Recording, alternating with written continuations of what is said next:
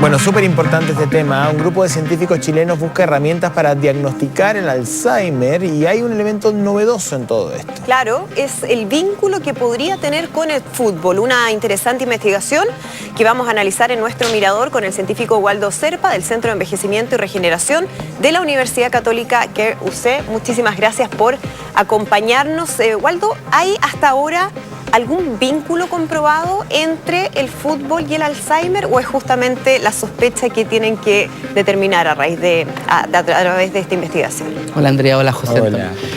Bueno, en realidad es una pregunta que nosotros los quisimos plantear hace un tiempo bastante largo atrás y nos dimos cuenta que en realidad en Estados Unidos ya existen bastante investigación en la cual se relaciona sobre todo elementos que tienen que ver con... Tienen que ver con características que se ven alteradas a nivel cognitivo. O sea, las personas, de alguna manera, los futbolistas que son sometidos a algún tipo de trauma, empiezan a desarrollar algún tipo de problema, pero esto se desarrolla en el largo plazo. Entonces, lo que nosotros quisimos investigar acá fue decir, bueno, en realidad no solamente tenemos un problema de demencia, un problema que las personas empiezan a tener problemas de cómo se comportan, sino que también, que es lo más importante, nosotros seríamos capaces de correlacionar estos problemas con marcadores donde podríamos hacer un examen de sangre, por ejemplo. Ahora, Waldo, hay un tema que me parece que es importante como de aclarar antes de seguir avanzando los resultados que podría tener esta investigación y es que expliquemos un poquito cuál es el origen del Alzheimer y de esa forma qué vínculo podría tener con algún tipo de deporte. El fútbol, no sé si también podría estar relacionado con otro. Mira, lo más interesante de eso es que cuando uno analiza no solamente el Alzheimer, sino que otras enfermedades neurodegenerativas, el Parkinson, la enfermedad de Huntington, la ELA, que de Stephen Hawking, que la hizo bastante popular, pero todas estas patologías comparten una serie de mecanismos celulares, elementos que ocurren a nivel cerebral. Los pacientes que tienen Alzheimer, que tienen Parkinson y que tienen estos golpes en la cabeza acumulativos en el tiempo, desarrollan estrés oxidativo, desarrollan neuroinflamación y desarrollan una serie de marcadores que somos actualmente capaces de pesquisar a nivel cerebral. O sea, si uno hace autopsia tanto de personas que se han dedicado, por ejemplo, al fútbol americano, al boxeo o en este caso al fútbol, que es lo novedoso de lo que estamos haciendo nosotros, cuando se realizan autopsias de estas personas mucho tiempo después que ya por supuesto dejaron de desarrollar el deporte, uno se da cuenta que el tipo de daño que tienen es muy parecido al que tienen en el Alzheimer o incluso en otras patologías como en este caso la ELA. Entonces, ahí estamos enfrente que hay marcadores, hay indicios que en realidad parte del por qué se produciría la enfermedad tendría elementos comunes en patologías que parecen, como tú dices, súper distintas, que puede ser la enfermedad de Alzheimer como algo crónico, a una patología que en realidad es aguda, en donde tú te pegas en la cabeza, y en este caso, que es lo más relevante de lo que nos convoca hoy día, no estamos hablando solamente, que eso es así en todo caso, de un accidente grave en el cual tú te pegas en la cabeza, lo cual sí también ocurren cosas similares, pero en este caso es la acumulación del daño. Y esa acumulación ocurre en los deportistas que están sometidos constantemente a un golpe, en este caso acumulativo, que como te digo, esto está bastante bien documentado y descrito para el fútbol americano. Para el caso del boxeo, la demencia pugilística es algo que se conoce hace bastante tiempo, pero en el soccer, fútbol, para poder hacer la diferencia que la mayoría de la investigación está hecha en Estados Unidos, entonces soccer, en realidad esa diferencia y esos elementos en realidad se comparten. O sea, aunque sea distinta la intensidad del golpe, porque uno se imagina que el boxeo es bastante más fuerte que un, no sé, golpe con la cabeza a una pelota de fútbol. Finalmente, lo importante aquí es el tiempo que se prolonga eso. Exactamente. Uno de los elementos más interesantes de esto tiene que ver con que tú puedes mirar el daño inducido por golpe desde dos perspectivas. Desde la perspectiva de cómo se produce el daño y desde la perspectiva del daño que provoca eso.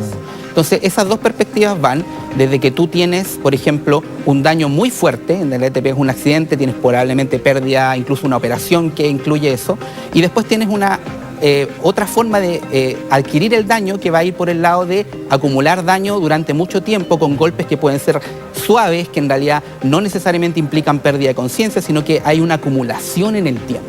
Entonces, cuando uno va a mirar qué es lo que ocurre con dos personas o dos grupos de personas completamente distintos, una que tuvo un accidente grave y otra que acumuló en el tiempo, claro, el tipo de lesión que ocurre, y ahí es donde nos entramos nosotros como científicos más básicos, porque vamos a mirar el tipo de lesión.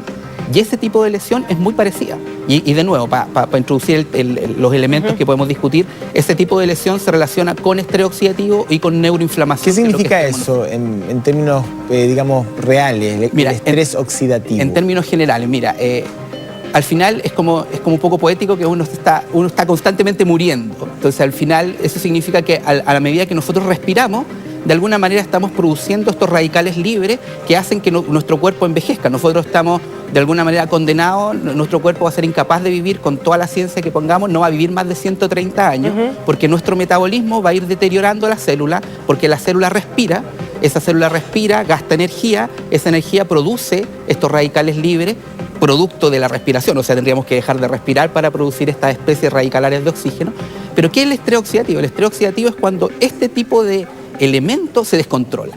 Nuestras células, especialmente nuestras células nerviosas, son muy buenas para resistir el estrés oxidativo, funcionan súper bien. ¿Se envejecen más rápido? Lo que pasa es que acumulan daño. Entonces tú vas a tener una acumulación de un daño que va a ocurrir de manera normal, pero la patología lo que hace es que ahora la capacidad que tienen esas células de defenderse frente al daño está alterada. Es menor. Exactamente. Entonces tú vas a tener células, digamos, débiles, frente a un estrés, que en este caso el estrés oxidativo que ocurre normalmente producto de nuestro envejecimiento.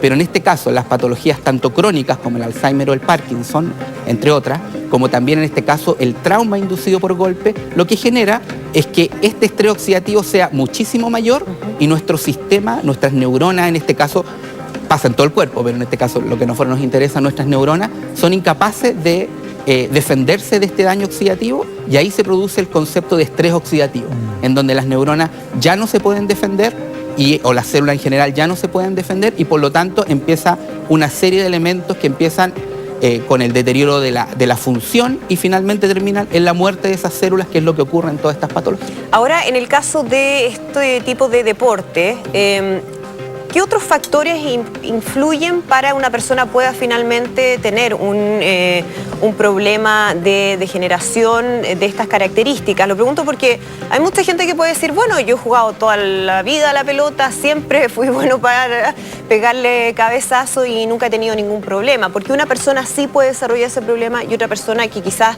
ha hecho lo mismo o más no lo va a desarrollar. Esa es exactamente la pregunta que queremos contestar. Ya. Porque en realidad esto ocurre a un grupo de personas que probablemente, y volvemos a la pregunta anterior, probablemente su capacidad de responder frente al estrés oxidativo está deteriorada.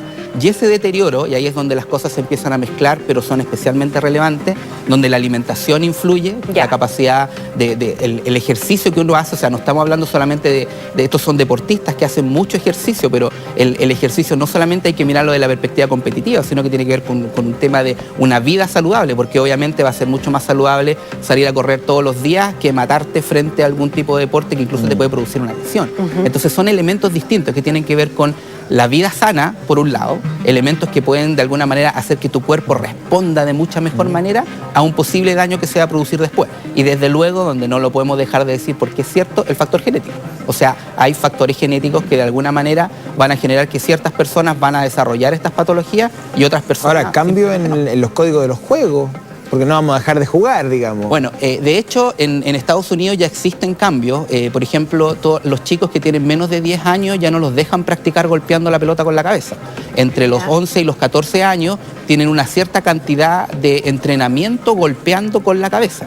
Entonces, ese tipo de medidas que están pensadas en los chicos, que obviamente van a ir acumulando el daño por más años, son medidas que probablemente son interesantes de considerar por una parte, y por otro lado, los elementos de protección. O sea, de hecho se sabe que cuando tú de alguna manera usas estos tipos de cintillo o cosas que de alguna manera son capaces de disminuir, amortiguan el golpe, ese tipo de cosas puede ser especialmente relevante. De nuevo, o sea, no, si te pegáis con un palo en la cabeza, no es probable que va a tener igual el mismo daño. Pero en realidad el elemento acumulativo y es como todo, o sea, el usar protección debería ser... Waldo, en el tema de los niños, claro, entre más chicos comiencen con estas prácticas, probablemente es más el daño que pueden llegar a acumular, pero hay también un tema de mayor vulnerabilidad, es decir, que ellos sean más proclives a tener un daño más profundo por las Bueno. características físicas que tiene un niño? Bueno, ese es exactamente lo antiintuitivo. La respuesta es no. ¿No? De hecho, todo lo contrario. Son más Los fuertes. chicos se recuperan bastante mejor muchas veces cuando tienen este tipo de trauma